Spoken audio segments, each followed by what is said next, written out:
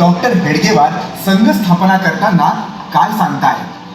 माझ्या प्रिय बंधूंनो, आपण सारे देशाच्या स्वातंत्र्यासाठी लढतो. कधी सशस्त्र क्रांतीच्या मार्गाने तर कधी सत्याग्रहाच्या. पण ज्याच्या आधारे लढायचं तो इथला राष्ट्रीय समाज, हिंदू समाज, तोच तर स्वतःची ओळख विसरलाय. जातीपातीच्या भेदांमध्ये अडकून पडलाय. गौरवशाली इतिहास विसरून बसलाय. त्याला त्याच्या राष्ट्रीयत्वाचं भान कोण घेणार? काँग्रेस असो की क्रांतिकारक, सारेच जीवाच्या आकांताने स्वातंत्र्य प्राप्त करण्यासाठी लढत आहेत. दोन्ही मार्ग आपापल्या परीने योग्यच, पण शेकडो वर्षांची परकीय आक्रमणे निधड्या छातीने परतवून लावणारा आपला प्राचीन देश मुठभर इंग्रजांच्या ताब्यात का गेला? आमच्या या अवनतीला नेमकं जबाबदार कोण?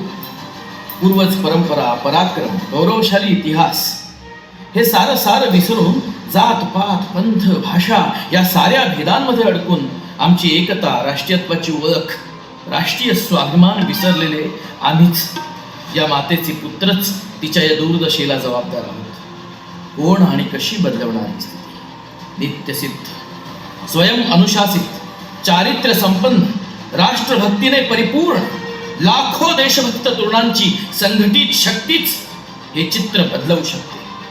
पण त्यासाठी उभं करावं लागेल एक अभेद्य संघटन. भावांनो, शेकडो वर्षांच्या आक्रमणावर मात करणारी आणि प्रचंड विविधतेतही एकता टिकवून ठेवणारी एक अदृश्य चेतना या देशात आजही विद्यमान आहे. या चेतनेचं नाव हिंदुत्व.